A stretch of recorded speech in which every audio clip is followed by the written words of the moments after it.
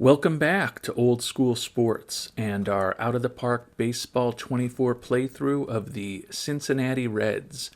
We are 90 games into our first season as general manager of the Reds. Have a 45-45 record, so we're playing 500 ball. One of the two goals ownership had for us this season were to play close to 500 ball, which we thought was a bit ambitious, but at this point, hopefully we can achieve that goal. They also wanted us to increase fan interest this year, and although we have bumped it up 13 points through some minor acquisitions and quite honestly more just playing better on the field than anticipated, we just had a mid-year review about a week and a half ago, and ownership wasn't really thrilled with our progress on that goal. So we're going to try to address that over the next 3 weeks as we get closer to the trade deadline. We've got a little bit of money to play with. We don't want to take on any long-term contracts at big money with aging players.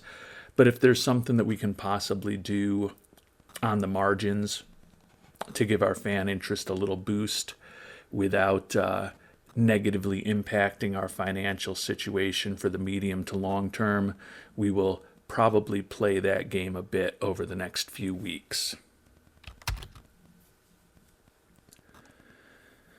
We also just finished the 2023 amateur draft, and I think it's potentially a really good draft for the Reds. We ended up getting Bryce Eldridge, Ty Pete in the first round with our 7th overall pick and a supplemental pick. The catcher, who will probably convert to a utility man with a decent bat, Gavin Grayovac, dropped to us in the second. Eric Batanti, who is a guy who we were talking about in the first round, somehow dropped to us in the third at 73rd overall. Riley Jackson, a guy that we had been talking about back in the second round when we were talking about Grayovac, was still there in the fourth round for us. And then George Wolkow, who was not quite as highly a regarded prospect, but a guy who we think could be a interesting player, was who we picked in the 5th round. Obviously, we have since rounded out the last 15 rounds of the draft. Nobody else that we need to negotiate with, so it was all players basically more than content to get slot-type expectations. And we're going to actually save some money, too, because Eldridge, Pete, and Grayovac, our first 3 picks, all have demands well below their slot levels. So it's not going to be the worst draft for the Reds in terms of our finances, and I think it can potentially be a real interesting draft 3, 4, 5, 6 years from now in terms of the players that we'll hopefully have on the field. And we did also explore a couple of trades for players who were somewhat more popular. Like I mentioned, do have one in process right now, one that did not work. Taking a look at the trading block, we looked at Brandon Crawford, but he exercised his 5 and 10 rights to prevent us from picking him up. He's a guy who's going to be a free agent at the end of this season, basically just like the fact that he was extremely popular locally.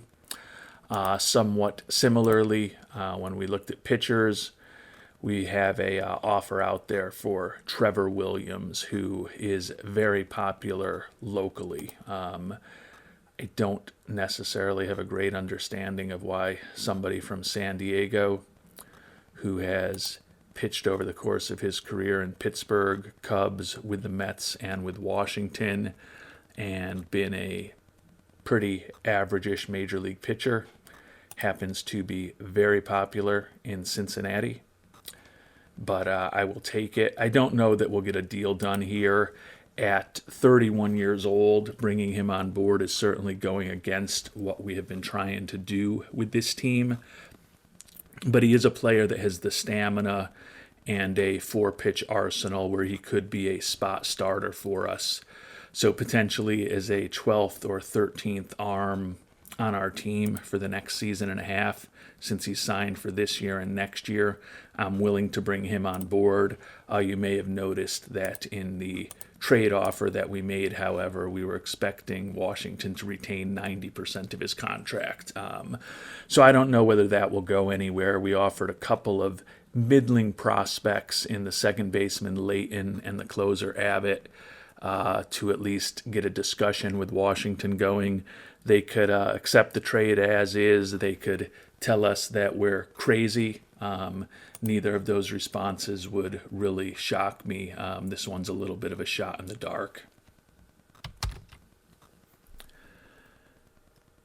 And it looks like our proposal for Trevor Williams was reasonable. As I mentioned, we offered second baseman Stephen Leighton, 24-year-old. I think he's got 2.5 star potential. Certainly could be a respectable backup second baseman with his profile. He's hitting .351 in AA for us this year, but we had actually demoted him from the AAA level that he finished last season at. So not a big time part of our future. And then the left-handed closer, Andrew Abbott, really nice stuff. But another guy who's 24 years old, has a middling ERA in AAA this year, although he has struck out 41 batters in less than 30 innings. But with the lack of the movement, the lack of control, don't think that he's going to be a big part of our team going forward. And again, we're just kind of playing the game to hopefully get a little boost to fan interest by bringing on Trevor Williams. Some of the prospects that they're looking for to complete the deal are actually decent. And we look at catcher Logan Tanner, really nice defensive prospect. He's probably barely going to hit enough to be a backup catcher in the majors despite that good defense. But we can give up a less interesting prospect like 24-year-old minor league pitcher Christian Roa, who is in high A ball for us this year, 24 years old. So we will just happily add Christian Roa to the deal and go ahead and complete the trade. And unfortunately, doesn't look like we got any bump in fan interest from that trade. So kind of defeated the purpose. But there weren't a lot of popular players out there. I would have hoped that that would have helped move us a little bit in that direction, because as I mentioned, Trevor Williams is very popular locally, only fair popularity nationally. But he can certainly fill out a spot in the back end of our rotation or our pitching staff more accurately this year. And since we didn't get a talent bump from bringing him on board, and we're only responsible for 10% of his contract at this point, if we decide we need to move on from him, it'll be even easier since there will be no pain to pay with the fans on that front. And our young third baseman, Christian Encarnacion Strand, or more accurately, our young first baseman / third baseman. We had him up in the majors playing first base when Votto was injured. Have him up now playing third base because of the injury to Spencer Steer. You can tell that I'm still not even that familiar with the names of all of the players on this team at this point. But he's now out with a concussion for 2 weeks. So although he's been pretty productive at the major league level, although his average has dipped to 282 with 6 homers and 110 at-bats, 20 runs driven in. Unfortunately, he's going to be out for the next couple of weeks when we were hoping to get him some playing time with the injury to Steer. Given that Steer is going to still be out for about another 2 months, though, should have a nice run over most of the summer, hopefully at third base with Encarnacion Strand. And as we close in on the end of July, you can see we're 49-54, so just a 4-9 record since the All-Star break. So beginning to fade a bit here as the hot weather presumably settles in to the Midwest. One other thing that I have noticed is as we approach the trade deadline, we've started getting a lot of trade proposals, as you can see. I don't, I look at them. I don't generally click on reject trade, but I'm going to have to start doing that. This to me is just kind of an annoyance more than anything, but it looks like my trading reputation has deteriorated materially over the last couple of weeks, despite the fact that I have not offered any trades or reneged on any trades. The only trade that we actually did was the one that I've already talked about, but apparently not gracing the hypothetical AI general managers who are sending me offers in OOTP with a response one way or another seems to be negatively impacting my trading reputation. At least that's what I surmise. If any of you who have been playing around with this feature have any other thoughts on what could be happening, let me know.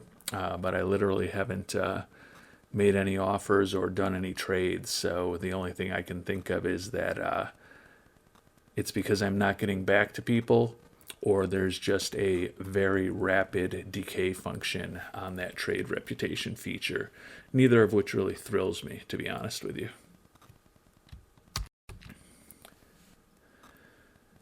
And as we do get closer to the trade deadline here on July 27th, I am going to make one final trade offer. The extremely popular locally, very popular nationally, Charlie Blackmon, 37 years old, final year of his contract, making $15 million. We're going to have to find a deal where the Rockies retain the vast majority of it, and obviously it's just gaming the system for a couple of months because I don't think there's any way we'll want him back.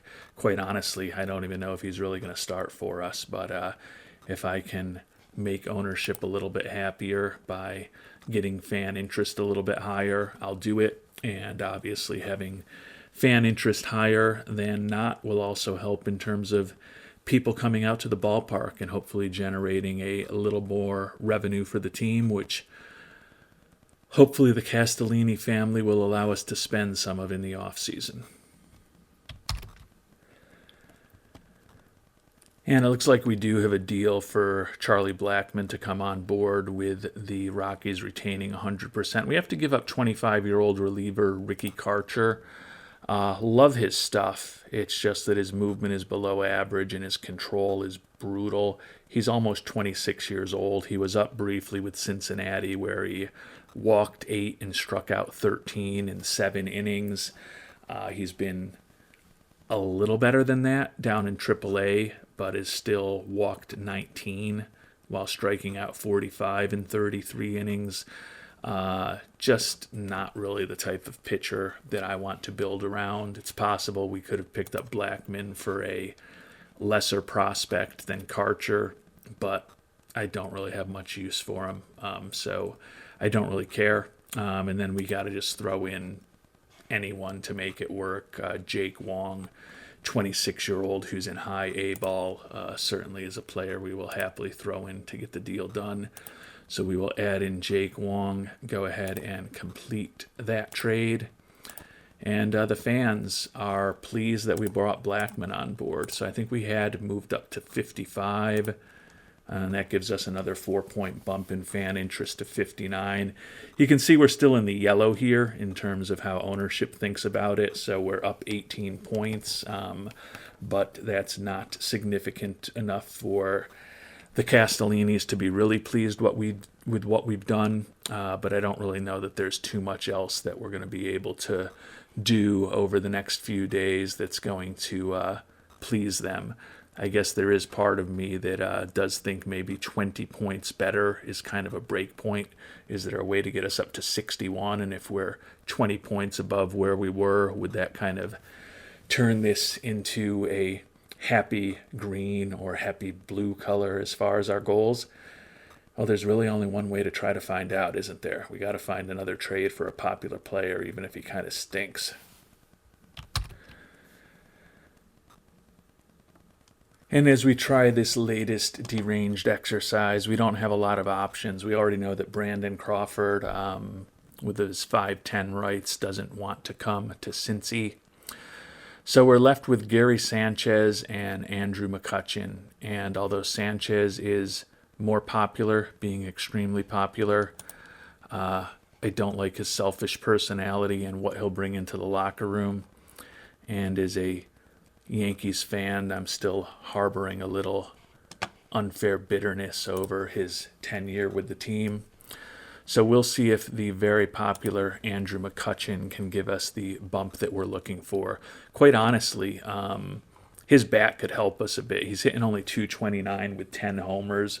And admittedly, we have low scouting accuracy because we're still in the first year of this sim, and we've been kind of focused on scouting our own organization and scouting for the draft over these first few months.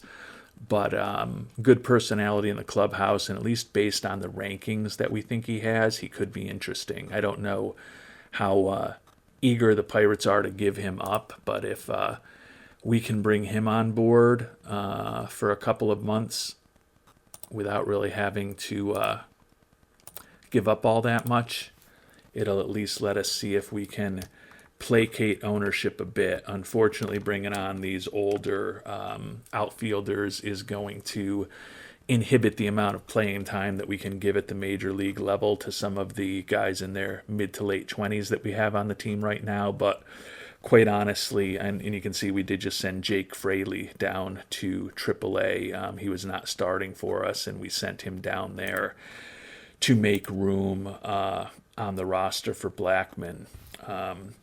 Would likely need to send somebody else down for a little over a month until we get to September call-ups, or perhaps shorter if we have some injuries. But as I've said many times in the first 3+ episodes of this playthrough, we're not really playing a win right now. We're trying to position the team as good as possible for the future, and certainly having more credibility with ownership, potentially more profitability from more fans in the seats, which hopefully will result in a increase to our budget next year, is something that will help us be more competitive next year than we were this season. So we'll see if we can piece something together for McCutchen. And the season's beginning to get away from the Reds a little bit. We just lost a doubleheader in Los Angeles to the Dodgers, and recent acquisition Trevor Williams, who did go into our rotation, has been suspended 6 games. You can see he has not played well for us. 0-3 record with the 8.71 ERA. Admittedly a small sample size, but certainly we're expecting him to at least be a respectable major leaguer, which he has not been thus far.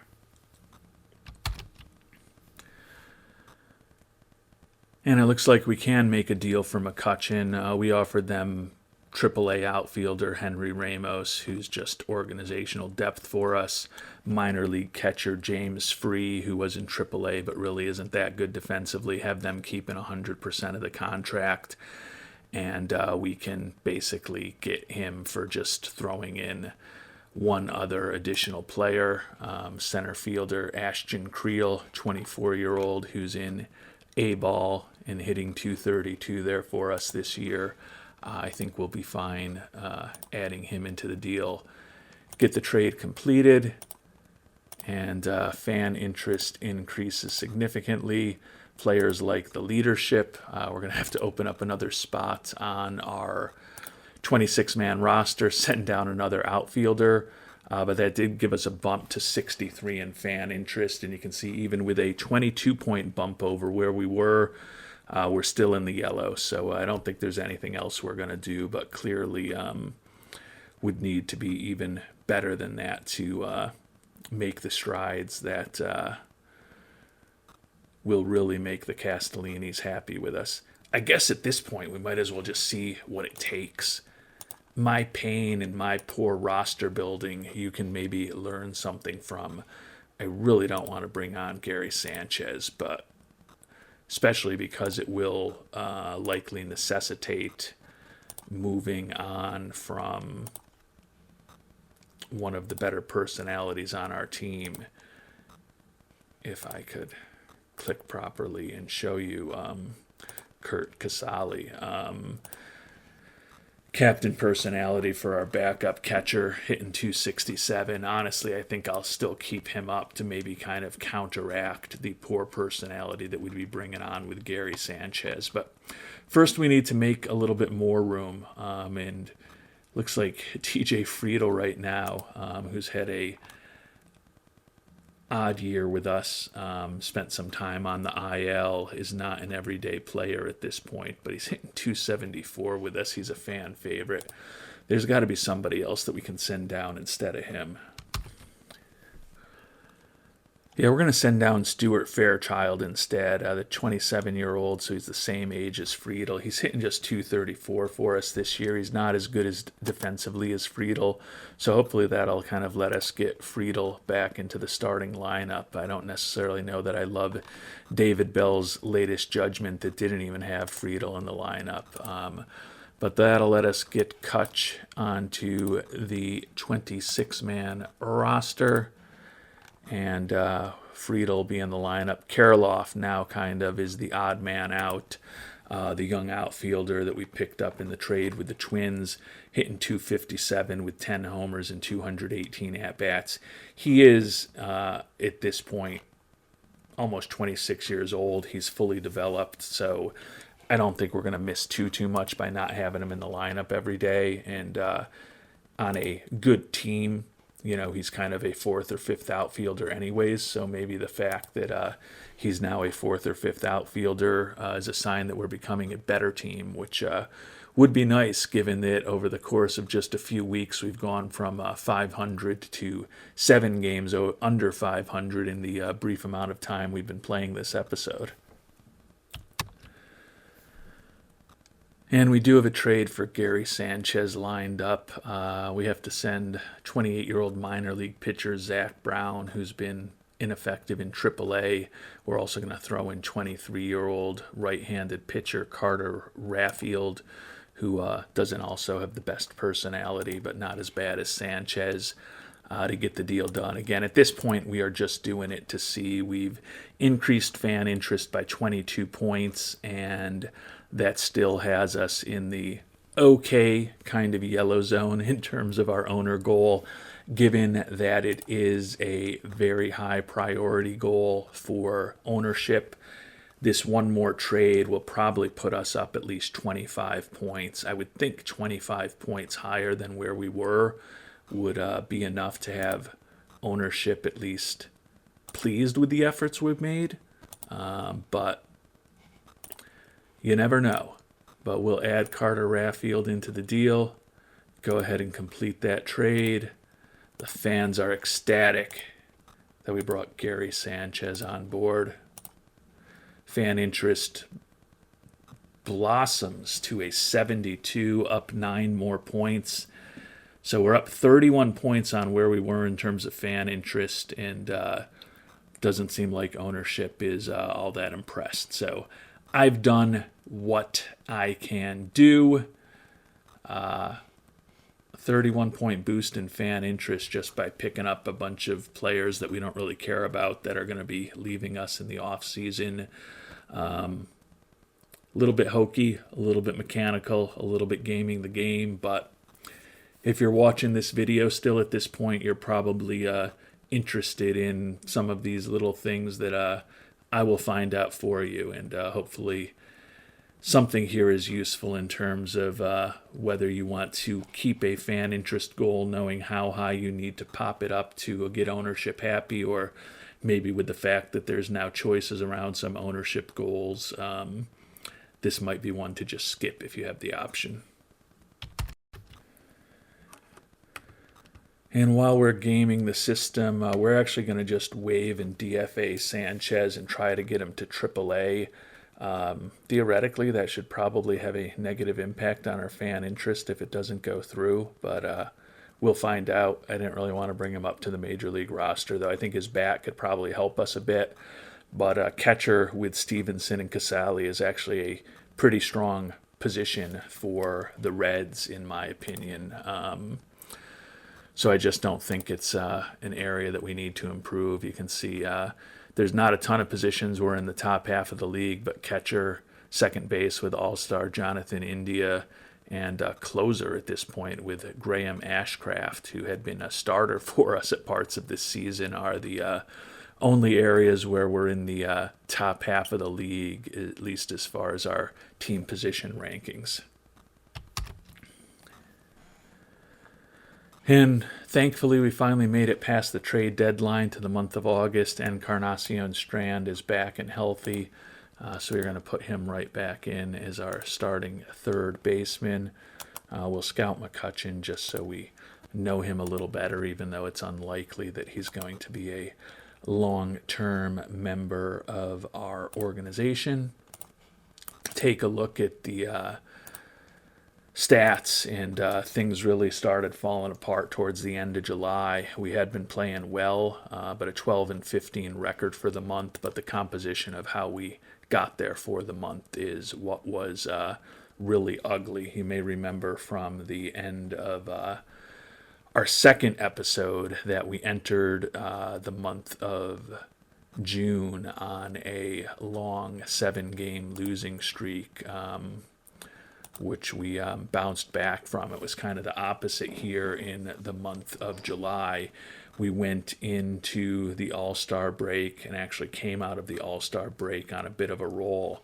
And then you can see post-All-Star break, we've been winning 1 game a week, which is definitely not going to get the job done the way that we need it to be. Take a look at the standings as we head into the home stretch of the season here. And we're now 9.5 out in the division after going 2-8 over our last 10, 7.5 out for the wild card. The dream of being a playoff team is quickly moving away. I was hoping this team could get to more than 75 wins. Right now, that's definitely going to be a challenge to get us there. We're going to have to be playing about 500 ball the rest of the way to get to that level, and not extremely confident that we're going to be able to do that. And we're getting close to the middle of August. It's been kind of a win one, lose one kind of month. Lost the series to the Cubs, took the series against Washington, took the series against Miami, and took the series against Pittsburgh. So I guess that's not fair. I let the slow start against the Cubs, losing that series, cloud my judgment a bit, but since then we have actually won 3 series in a row, 2 out of 3 games each time against Washington, Miami, and the Pirates. Not that we are really any closer to our goals. Actually 10.5 out in the division now, 6 out in the wild card, so we're lurking in that wild card race, I guess you could say, but a lot of teams and a lot of games to make up with a team that is not all that great. I guess the one piece of good news is that we did waive in DFA Gary Sanchez after he cleared waivers. We tried to send him to AAA. He refused to be demoted, so we just released him, and we didn't take that big a hit to fan interest by losing him. So I guess the one positive thing out of that random trade, even though we gave up a little bit of talent to bring him on board, we did get a small fan interest boost, and we won't be facing any other deterioration from it since he's now no longer part of our organization. So I don't think that mechanic is working quite perfectly yet, but it is what it is. And Andrew McCutchen hit his 300th homer for us, so nice for the fans to be able to see that. TJ Antone, who had missed a good chunk of the season, strained shoulder, going to be down for about 5 weeks, so getting close to the point where that probably means the end of the season for him. You can see we've had a decent attendance from time to time in the dog days of summer here in mid to late August. Still 6 games under 500, so we played a little better in August than we did towards the end of July. Certainly not great. I guess the only positive thing at this point is we're a week away from September roster expansion and getting some younger talent back up onto this major league team to see what those players can do over the last few weeks of the season. And the money that I mentioned that we saved on the draft by having a lot of players under slot may come back to save us a little bit, because Christian Encarnacio Strand enjoys working with the less fortunate. So typically this little headline here means we will be getting the option to start a charity down the line, which typically will give us a nice boost to our fan interest. I think it's a 10-point boost. So it'll be a good test to see whether that will get fan interest to a level that takes the attention of the Castellinis. Clearly, spending $16 million if we do end up starting a charity probably won't make them happy. But those are the trade-offs involved. You can see we're 8 games under 500 at this point, getting close to roster expansion. Have had another relatively minor injury. Recently had to put Will Benson on to the IL. That did allow us to bring Fraley back up from AAA. So we are at least rotating in a lot of younger players, and should have good scouting reports on everyone across our organization by the end of this season. And then, really kind of begin making a plan when the off season begins as to which players we think have long-term potential to stay in our organization, which players we just want to get rid of, and maybe in between some players that may have some trade value that we're willing to move on from. And we at least closed out August in fine fashion, sweeping a series in the City by the Bay. Still got full schedule ahead of us in September, and then one game on October 1st at St. Louis to finish off the year. 5 games under 500, so as far as the record we want to have, being close to 500, we're kind of in the range. Clearly falling back now, though, to the Cubs, 12.5 back in the division, and we're now 8.5 back in the wild card. Obviously, we're not mathematically eliminated, but our prospects of making the playoffs are certainly dimming. Taking a look at the team statistics, we're still somehow first in the National League in runs scored, which is shocking to me. The pitching staff has been the issue. We're 12th in runs allowed. We've also been very unlucky this year. You can see the overall record is 65-70, but our Pythagorean record is actually 71-64. So we're 6 games worse than we should be, driven by that good offense. We're 3-10 in extra inning games, 13-21 in one-run games. So dismal and pretty bad in both of those categories. We did flip our 12-15 record in July to 15-12 in August at least, so we've been 500 over the last couple of months. The hope certainly would be to be 500 or better in this month of September if we can close out the season with a 500 winning percentage over the last month of the season. To at least leave us feeling a little optimistic about our prospects for 2024, especially when we're going to be focused next year on really putting a team out on the field that is more intended to win and also built more in the image of the type of team that I would like to build, rather than a team that I took over 2 days before the season started. And when we look to bring up at least one position player, there's a couple of obvious prospects. Stuart Fairchild, who we sent down when we were picking up the 2 veteran outfielders, McCutchen and Blackmon, a little over a month ago, would be an obvious person to pick up. And then Ellie De La Cruz, who is the number 8 prospect in baseball, and has had a pretty solid year, hitting .265 with 16 homers in AAA. Those would be 2 obvious guys for us to consider bringing up, but we are going to go in a different direction. Those of you who have been watching since the start may remember that we picked up former phenom Jared Kelenic in a trade with the Mariners. And he's really had a nice year of development for us. He certainly did not have a profile that looked like this when we brought him on board, but we've got good coaching after turning over the coaching staff.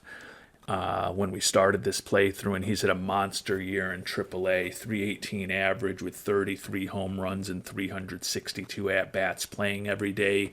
We've also played him all over the place. We've turned him over the last month or so into a player who's competent at playing first base. We also made sure that all of his outfield skills, particularly in those corner outfield spots, were rounded out. He's got a great personality, and certainly with the prospect that Joey Votto will not be with us next year on the Reds, Kelenic is certainly an option to either step in as a first baseman for us or potentially into a corner outfield spot. So we're not going to force start him over Votto, but we are going to make sure he gets into the lineup on a regular basis. Part of the reason we sent him down at the beginning of the year was that we didn't know what we had with him, and we also wanted to get him everyday playing. You can see that he still, according to our scout at least, has some development that he can do. So we're going to guarantee that he plays somewhere every day at the majors, even if that's not David Bell's initial inclination.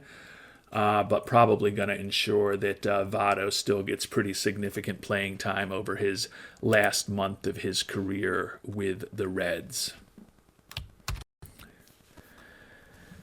And we'll also bring up a 14th pitcher, Joel Kuhnel, who spent some time with us earlier this year. He ended up getting shuffled down to AAA after ineffectiveness at the major league level with that 6.45 ERA, but he's been pretty respectable since we sent him back down to AAA.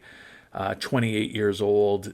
Don't think he's a huge part of our future, but we'll at least give an opportunity to hopefully get in, 7, 8, 10 more games over the last month of the season and see if he can put some tape out there that makes us or another team willing to use a roster spot on him at the major league level next season.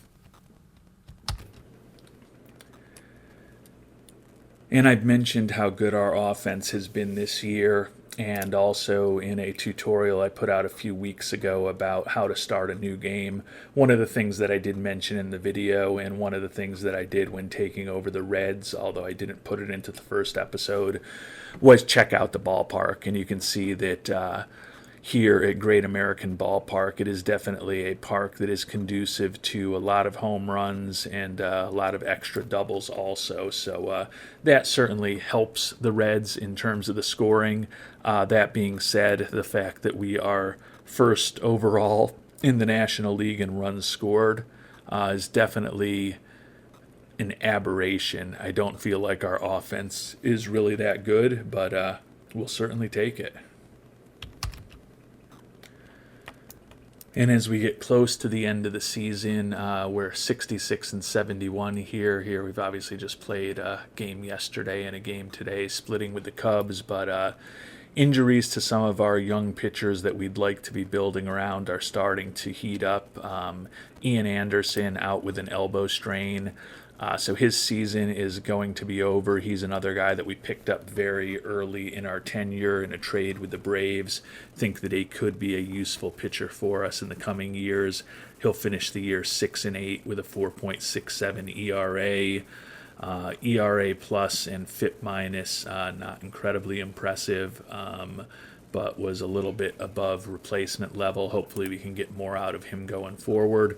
And we're also waiting to hear back on a potential injury to Hunter Green, the 24-year-old starter, 6-7 with a 4.76 ERA this year. So, somewhat similar seasons from both of those players, quite honestly, even when you look at their ERA pluses and their FIP minuses.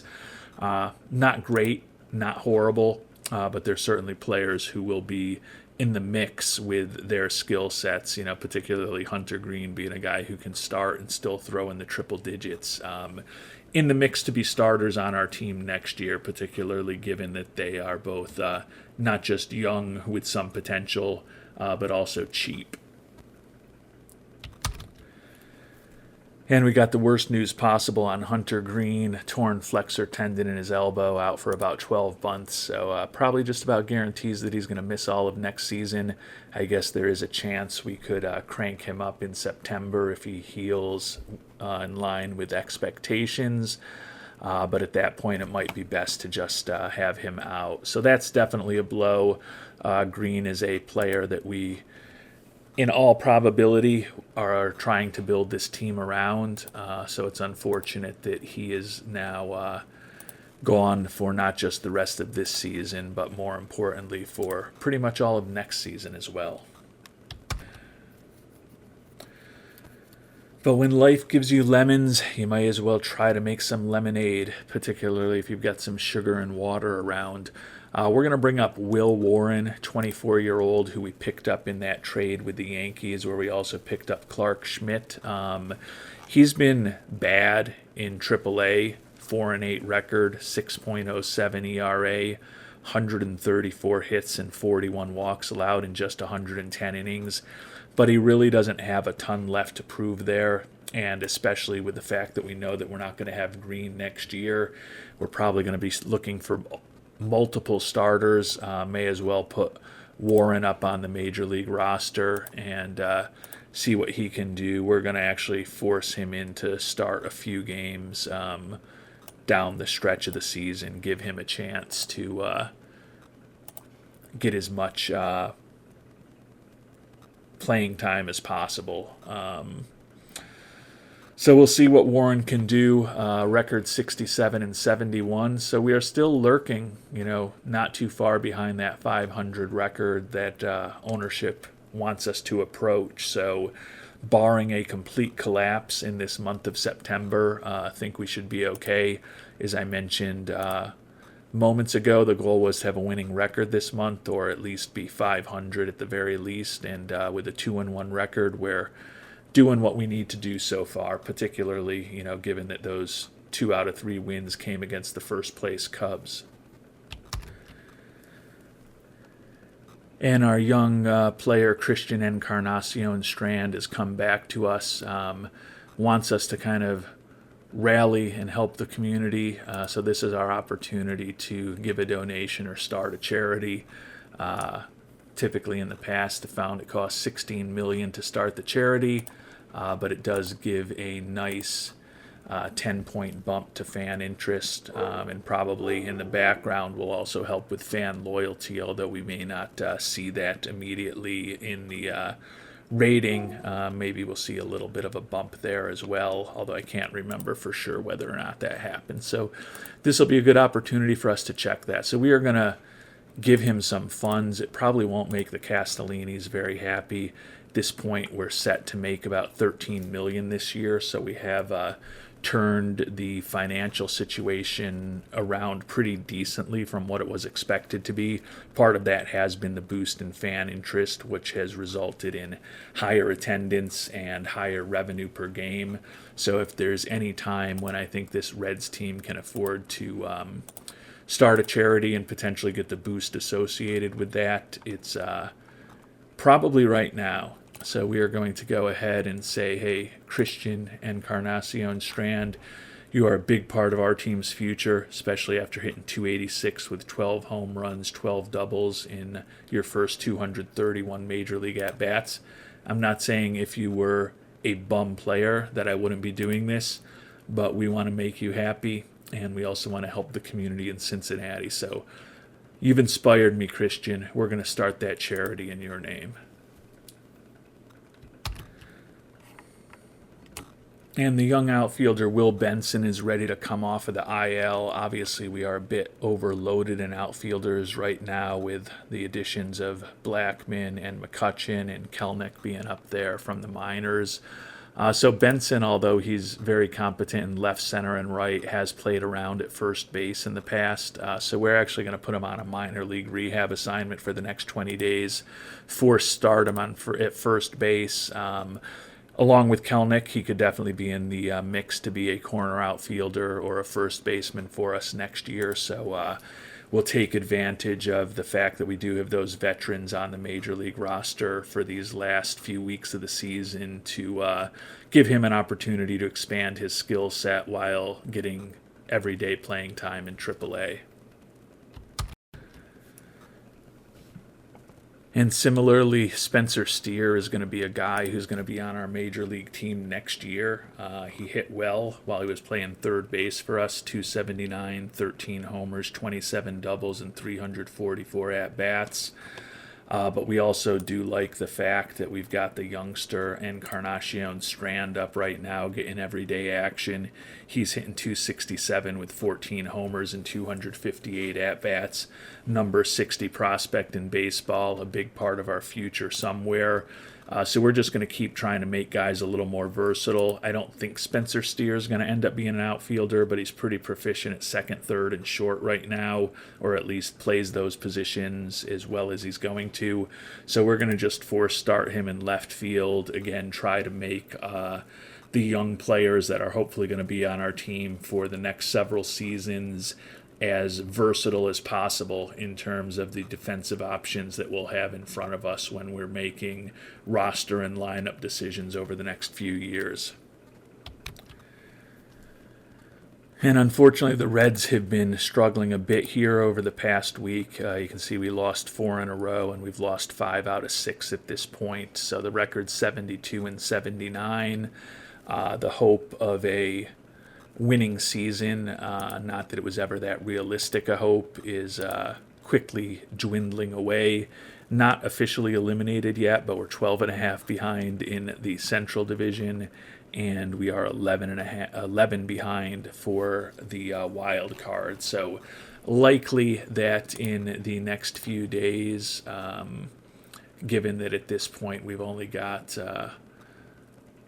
couple weeks left in the season, we probably are going to be mathematically eliminated before this 3-game homestand against the Twins is complete, unless we are able to, sweep all 3 of those games and then maybe sweep the Pirates at home before we go and finish with our last 6 games of the season on the road. You never know what can happen, but I'm not feeling incredibly optimistic, and I guess it's yeah, the math doesn't work there. There's only 2 games in Cleveland. I was like, we've only got 11 games left, but I was assuming that was a 3-game series. But I don't need to explain to you how my strange mind works. So, yeah, we are absolutely on the verge of being eliminated in the next game or 2 unless we go on an 11-game winning streak to finish off this season. And even then, not going to get the division, but I guess we'd have a shot at a wild card if we did that. And we have lost to the Twins, so we are mathematically eliminated from the playoffs, 72 and 80. Goal is to hopefully get this team to at least 76, 77 wins. Obviously, in a perfect world, I'd love to run the table, win the last 10 to get over 500, but I don't know how practical or realistic that hope is. And I'll say this about our Reds squad. We are definitely plucky. We ended up losing the series to the Twins, losing 2 out of 3, but did come back and sweep the Pirates in our final 3 home games of the season. So we are 76 and 81 now. Definitely feeling like we're in pretty good shape to be close to 500, which is what ownership wanted, but with 2 on the road in Cleveland and then 3 on the road in St. Louis to finish off the season. Would certainly love to get that number up to 78, maybe 79 wins. Would love to finish 3-2 on the road. St. Louis is a team that is in a wild card spot at this point, and they've clinched a wild card spot at this point. They're still battling with the Cubs for the division title. And Cleveland, a bit of a disappointing year for them here in 2023 after their excellent season a year ago. Looks like they are all but eliminated. I guess they could still catch the Twins since they're only 3 behind in that very mediocre AL Central. So maybe we can help ruin Cleveland's season and spread some of the misery of the Cincinnati year this year to another Midwestern team. And we ended up splitting the series in Cleveland, won the first 10-4, lost the second 10-1. So that puts us at 77 and 82. A losing season is clinched. but with 77 wins, feel pretty confident that we're going to end up close to 500 ball for this year. Even if we lose the next three, think we'll hopefully do okay on that front there. Fan interest is at a 76 right now, and I don't think we've seen an email about the starting of the charity yet. We've been selling out a fair amount of games, so definitely have entertained the fans in Cincinnati with this team being close to 500 pretty much throughout the season, a year after that 62 and 100 season. And the season for the Reds didn't finish on a good note. That win in Cleveland was our final win of the year. We ended up losing 3 straight in St. Louis to finish the season. So the record's 77 and 85. Kind of about where I thought we would be. Obviously would have preferred not to lose those last 4 games of the year. You can see we're now in yellow as far as playing close to 500 ball. We definitely weren't close enough to make ownership totally happy with what we accomplished, but all that being said, a 77-win team after a 62-win team a year ago, given that we weren't even really trying to win, having increased fan interest from 41 to 74. We've got a goal next year to improve our team chemistry to an ecstatic level, and we're doing well with that. Don't have any real bad influences in the clubhouse right now. A lot of captain personalities, a lot of leaders. Team chemistry, as we talked about, is ecstatic. I think the work that we did on the front office, staff cohesion is happy. Definitely feel like we have made some progress with this team over the course of the season. That said, the product on the field was definitely not great. End up 15 games out in the NL Central by virtue of sweeping us that final series. The Cardinals ended up passing the Cubs to win the division. And we also ended up 12 games out for the wild card with a lot of teams we would have needed to jump over to get there. So certainly have a lot of work to do with this Reds team, but feel like we are moving in the right direction. Obviously, we improved by 15 games compared to where the team was before. You can see our total money available has plunged. Presumably, that does mean that if we go and we look closely into these budget materials, that yes, the $16 million miscellaneous expense to start that charity is still there. So the Castellinis may not be happy with that. Our hope is still that the budget will be bigger than $120 million when all is said and done. Looks like right now the projection is for it to be $134 million. We'll find out shortly. And we will find out in our next episode what the budget is going to look like next year. Also going to do a full recap on how everyone performed this year and start kind of making some initial plans as far as arbitration, potential free agents, option year decisions we need to make. The most notable of those are obviously the team option on Joey Votto and the team option on Kurt Casale. Tend to think we will be exercising one of those options, and it's not likely to be the $20 million option. We might as well show you what Votto did this year while we're talking about him. Hit just a $198 with 15 homers and 399 at-bats. Love what he brings to the clubhouse. Love what he has accomplished over the course of his career in Cincinnati. But I don't think with what we are trying to do here, bringing him back as a 40-year-old who will be turning 41 years old late next season is the right decision for the Reds.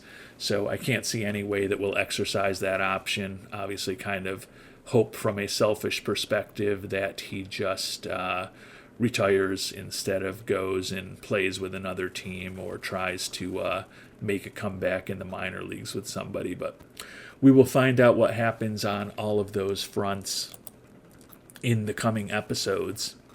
Until then, we are headed to the off season. We'll find out our evaluation from ownership, and as I said, do a deep dive on all of our players in our next episode as we start getting ready for our first off season as general manager of the Cincinnati Reds. Until then, thank you so much for watching, and hope you have a great day.